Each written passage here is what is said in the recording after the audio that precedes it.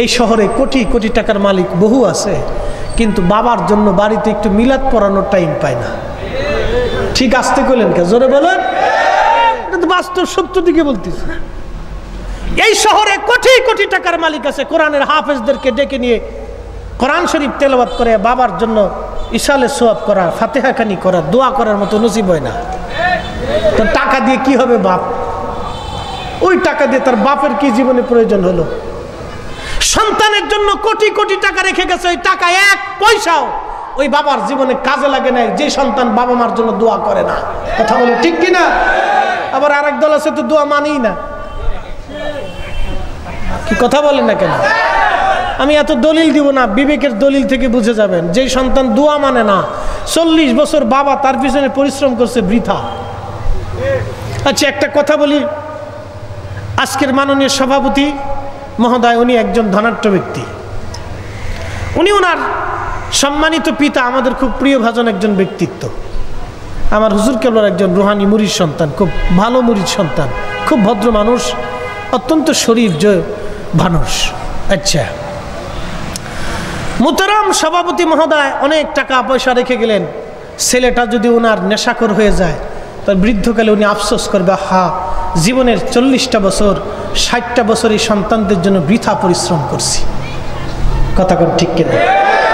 আর যেই সন্তান কুলাঙ্গার বাবা মার জন্য দোয়া করে না, দোয়া মানে না, বাবা মা কবর থেকে আফসোস করে আর বলে, আমি এই অপদার্থ কুলাঙ্গার সন্তান দুনিয়াতে রেখে আসছি, দোয়া করেও না, দোয়া মানেও না। কথা কোন ঠিক কিনা? দলিল হাজার দিব না, এত দলিল দিয়ে কি করবেন? দলিল দিতে দিতে বুড়ো হয়ে গেছি গে। সারা কোরআন শরীফই দলিল। দোয়ার দরকার আছে? আওয়াজ তুলে বলেন, দোয়ার দরকার আছে? আল্লাহ কবুল করুন, বলে না আমি। প্রিয় মুসলমান,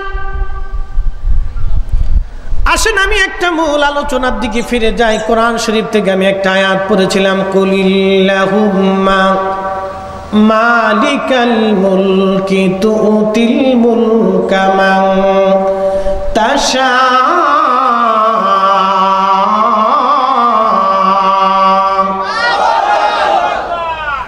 আচ্ছা, কোরআন শরীফ কার কালাম? সন্দেহ টন্দেহ আছে? পরিবর্তন আর হবে? সংযোজন বিয়োজন আর হবে? হবে না। আল্লাহর কোরআন বলে, হুজুর আপনি तमाम বান্দাদেরকে জানায় দেন, কুলিল্লাহুম্মা মালিকাল মুলকি তুতিল মুলকা মান তাশা। ও নবী, আপনি বলেন, এই কুল ভূখণ্ড যা আছে, 7 আসমান 7 জমিন, এর ভিতরে বাহিরে যা আছে, হুজুর আপনি বলেন, এই সব কিছুর একচ্ছত্র মালিক যিনি, তিনি আমি আল্লাহ। আমি যাকে খুশি তাকে দুনিয়ার বাদশা বানাই, যার কাছ থেকে খুশি আমি আল্লাহ বাদশাহী ছিনাইয়া নেই। যাকে খুশি আমি আল্লাহ বাদশা বানাই, যার কাছ থেকে খুশি আমি আল্লাহ বাদশা ছিনাই নেই। বাজানো, তুরস্কের মধ্যে ভূমিকম্প হলো। এই ভূমিকম্প নাড়া দেওয়ার পরে কত কোটি টাকার মালিক ফকির হয়ে গেছে। কি কথা কন না কেন? বহু কোটি টাকার মালিককে আল্লাহ ফকির বানাই দিলেন, শুধু আল্লাহ ঝাঁকি মারছে। ইন্দোনেশিয়ার সুনামি হলো, 2 লক্ষ মানুষ মারা গেল।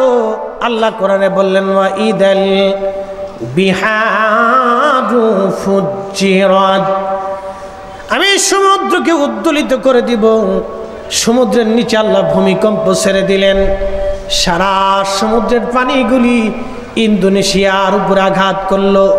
সমস্ত পানিগুলি যখন আঘাত করলো, 2 লক্ষ মানুষ সমুদ্রের পানিতে ভাসিয়ে নিয়ে চলে গেল। কোটি কোটি টাকার মালিক ঘুম থেকে উঠেই দেখলো তারা গরিব হয়ে গেছে, আর কিচ্ছু নাই। মালিককে একসাথে বলতে হবে, কে? সন্দেহ? অতএব দুনিয়ার কিছু নিয়ে গৌরব করা এটা বৃথা। দুনিয়ার কোনো কিছু নিয়ে গৌরব করা বৃথা। আল্লাহ রসুলকে আল্লাহ একদিন বলে, হাবিব আপনার উম্মতকে বলেন আমার চাদর যাতে না ধরে। আল্লাহ রসুল পেরেশান হয়ে গেলেন, আল্লাহ বলো কি, আমার উম্মত তোমার চাদর ধরে? আল্লাহ তোমার চাদর কি? বলে অহংকার, আমি আল্লাহর চাদর। আপনার উম্মতকে না করেন, আমি আল্লাহর চাদর যাতে না ধরে, এই চাদর যে হাত দেবে আমি আল্লাহ তাকে অবশ্যই দুনিয়ার থেকে পতন দিয়ে দিব। কিন্তু বড় আফসোস, দিন দিন খালি অহংকারই বাড়ে, ভাবে আমার অনেক কিছুই, ছাতা কিচ্ছু না, ছাতা কিচ্ছু না। কি অহংকার আছে মানুষের বলেন তো? আজকে যদি একজন মানুষের মৃত্যু হয়, মরণ হয়ে গেল একজন মানুষ, বাংলাদেশের সবচেয়ে বড় ধনী যে ব্যক্তি মারা গেল, মনোযোগ দিবেন, মারা গেল, কোটি কোটি টাকার মালিক মারা গেল, কোন কোন ধনী 70-80 হাজার কোটি টাকা রেখে কবরে চলে গেল,